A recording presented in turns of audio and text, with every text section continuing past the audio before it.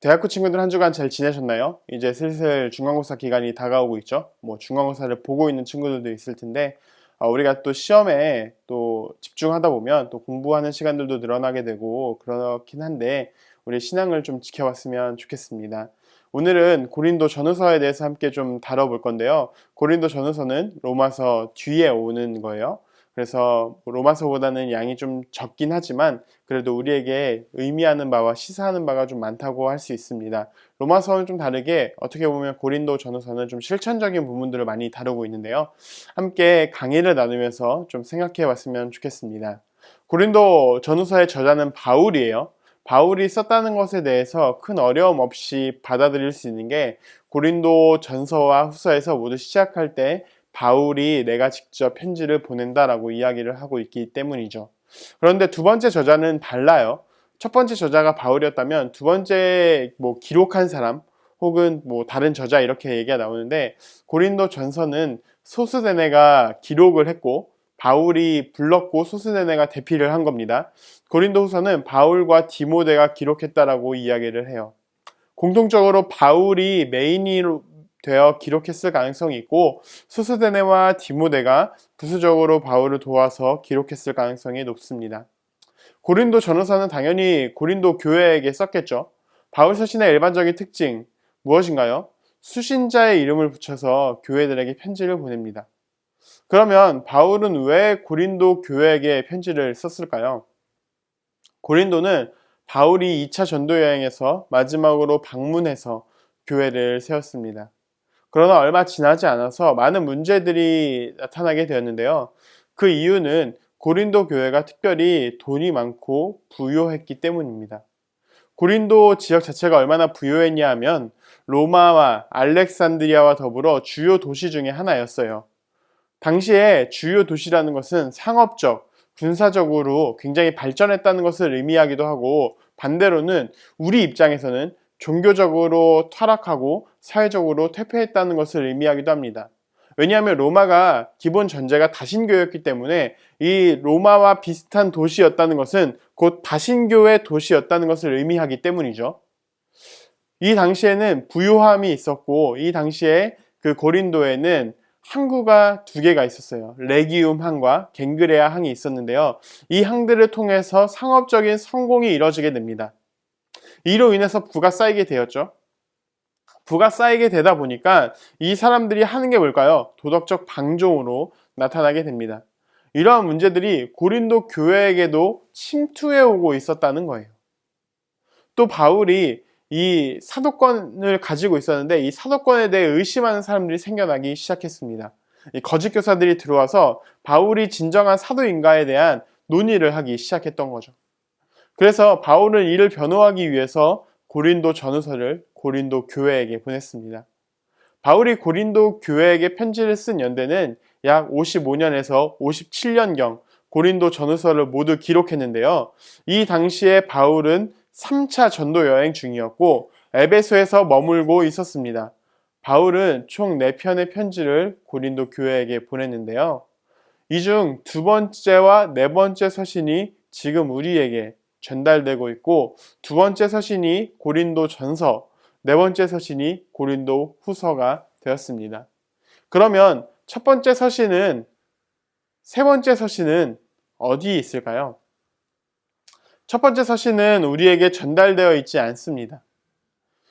분실했겠죠. 두 번째 서신은 교회에 대한 질서들, 이런 편지들이 있는데요. 이 편지가 고린도 전서입니다. 세 번째 서신은 바울이 보낸 엄한 서신으로 우리에게 알려져 있을 뿐 이 내용이 정확하게 전달되어 있지 않는데요. 대략적인 고린도 전후서의 이런 내가 그때 편지를 쓰지 않았냐 라는 이런 편지들의 내용을 보면 이 사람들 잘못된 사람들을 징계하라고 보냈던 편지인 것 같습니다. 사실 지금은 분실돼서 알 수는 없죠. 네 번째 서신은 바울이 에베소에서 드로아로 떠나면서 보냈던 서신인데 이 사도적인 권위를 변호하고 있고 거짓 교사의 주장에 대한 이런 근거들을 조목조목 반박하면서 니네가 잘못했고 나는 진정한 사도다라고 이야기를 하고 있습니다. 이것이 마지막으로 네 번째이고 이것이 고린도 후서로 우리에게 전달되고 있습니다. 고린도 전서와 고린도 후서는 기본적으로 편지글의 형식을 따르고 있기 때문에 구조가 똑같아요. 처음에는 인사, 그 다음에 마지막에도 인사, 그리고 중간에 뭐가 들어가죠? 내용이 들어갑니다. 우리가 편지를 쓸 때 처음에 어떻게 쓰죠? 누구에게, 누구가 이렇게 쓰죠. 처음에 누구에게 없이 바로 막 이야기를 하진 않을 거예요. 고린도 전후서도 이런 이야기를 하고 있는데요.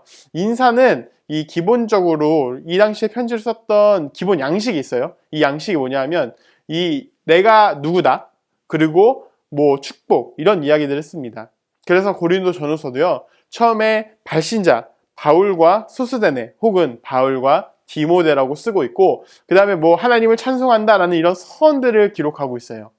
그리고 고린도 전서에서 본론에서는 교회의 분열에 대해서 다루고 있고, 이 당시에 굉장히 이슈가 됐던 도덕적 방종과 퇴폐의 상징이었던 근친상관, 또 신자들 간의 소송의 문제, 결혼, 우상의 재물을 먹는 게 맞는가, 예배, 성찬, 부활, 헌금에 대해서 다루고 있고요. 고린도후서에서는 사도적 권위에 대한 변증, 그리고 바울이 어떻게 사역했는지, 또 헌금의 필요성에 대해서 이야기를 하고 있습니다. 어떻게 보면 고린도 전서와 고린도 후서는 지금 우리가 가지고 있는 문제들, 이 문제들을 고스란히 가지고 있기도 한 것입니다. 따라서 바울은 우리에게 이러한 문제점에 대한 해결책들을 제시하고 있죠. 그런데 이 문제가 지금 변했나요? 이 문제는 지금도 여전히 우리의 삶에 있습니다.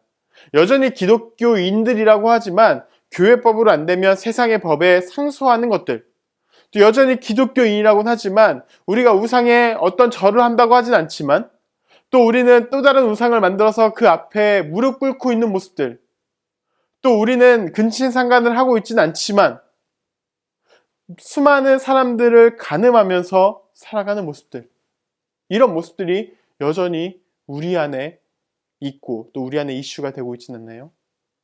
무엇보다 제 생각에는 한국 교회가 가지고 있는 모습들, 아니죠, 한국 교회가 아니라 우리의 삶의 모습들이 바로 고린도 교회와 비슷하다고 생각합니다. 한국 교회는 어떻게 성장했죠? 전쟁의 폐허로 인해서 아무것도 남지 않았는데, 이게 우리의 부모님들, 우리의 할아버지 세대들을 통해서 점점 한국 교회가 발전했습니다. 한국이 발전했죠.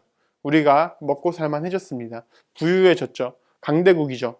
이러다 보니까 자연스럽게 그런 문화들이 한국 교회 안으로 침투해 들어왔습니다. 얼마나 비슷한 모습일까요? 바울은 그때 우리에게 고린도 전서를 통해서 이야기를 하고 있습니다. 우리는 함께 고린도 전서를 읽어보면서 바울이 우리에게, 고린도 교회에게, 한국 교회에게, 우리 자신들에게 하고자 하는 바가 무엇인지를 함께 좀 살펴보면서, 좀 느끼면서 함께 고린도 전서를 읽어보는 시간이 되었으면 좋겠습니다.